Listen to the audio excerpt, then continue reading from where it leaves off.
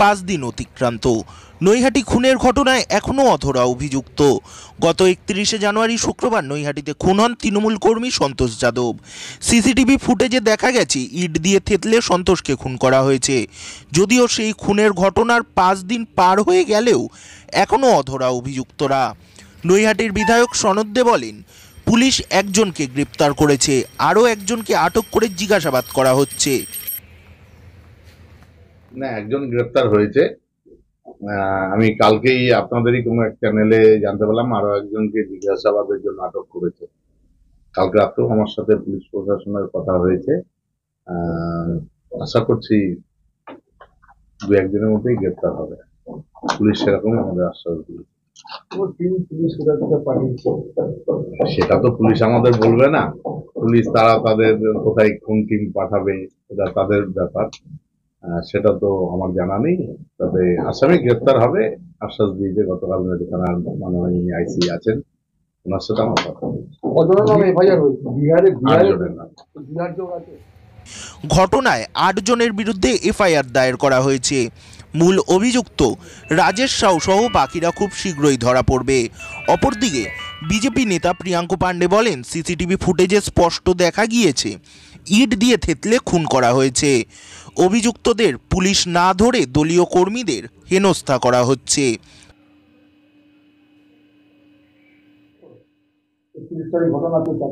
এটা তো সাধারণ মানুষও জিজ্ঞাসা করছে কি আজকে দিনে 5 দিন হয়ে গেল, এখন অব্দি মূল অভিযুক্ত যাকে ওপেন সিসিটিভি ক্যামেরাতে দেখা গেছে যে তাকে পিটিয়ে মেরেছে, তার এখন অব্দি অ্যারেস্টিং হয়নি কেন? সিপি রদবদল হলো, তারপরে অ্যারেস্টিং হয়নি। সত্যি কথা এটাই যে এরা অ্যারেস্টিং দিকে তাকাচ্ছে না।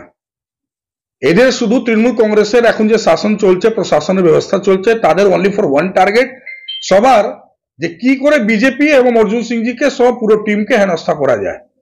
দেখবেন চারিদিকে শুধু নাটক করছে। আরে আগে ধরো তো তাকে, সেই রাজেশ যে মেরেছে তাদের টিমকে নিয়ে তাকে কেন অ্যারেস্ট করা হচ্ছে না? তৃণমূল কংগ্রেস কি তাকে বাঁচিয়ে রেখেছে, নাকি সনত এবং ওখানকার সাংসদ যে আছে পার্থমিক সে নিজে কাছে রেখে দিয়েছে?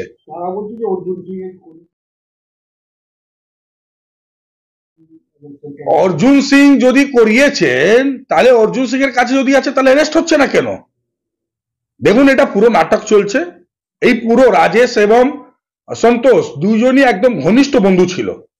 এই দুজন ঘনিষ্ঠ বন্ধু একসাথে মদের ঠেক চালু করে পার্থভৌমিক আশীর্বাদে, সেই মদের ঠেক থেকে নিয়ে সাতটা থেকে নিয়ে ইনলিগাল প্রত্যেক অ্যাক্টিভিটি দুজন সঙ্গে মিলে করত। পয়সা নিয়ে দ্বন্দ্ব লাগে, দ্বন্দ্ব লাগার পর সন্তোষ রাজেশকে গুলি করে, পরে রাজেশ সন্তোষকে মেরে দেয়। এই দুজনই হচ্ছে পার্থর পেটুয়া।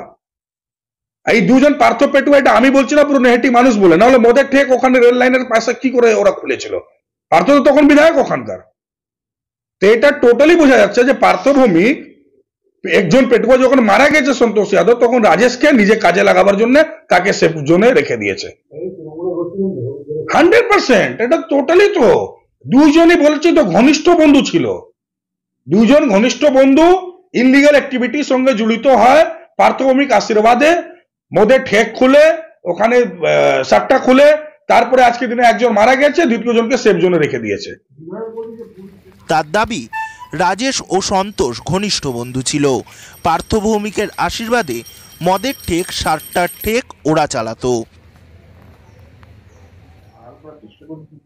100% দেখবেন আপনি, শুধু বিজেপির কার্যকর্তা নেতাদের বাড়ি বাড়ি এরা পুলিশ ঘুরে বেড়াচ্ছে, তাদেরকে হেনস্থা করছে, তাদেরকে পরেশান করছে। আরে আসল যেটা সিসিটিভি ফুটেজে ওপেন দেখা গেছে 6 জনকে, তাকে অ্যারেস্ট করো না রে ভাই, তাকে অ্যারেস্ট করে জেলে ভরো না। সেটা কেন করা হচ্ছে না? আজকে তো নেহাটির মানুষ সব পুরো ব্যারাকপুরের মানুষ বলছে যে ওপেন যাকে দেখা গেছে সিসিটিভি ফুটেজে তাকে কেন ধরা হচ্ছে না?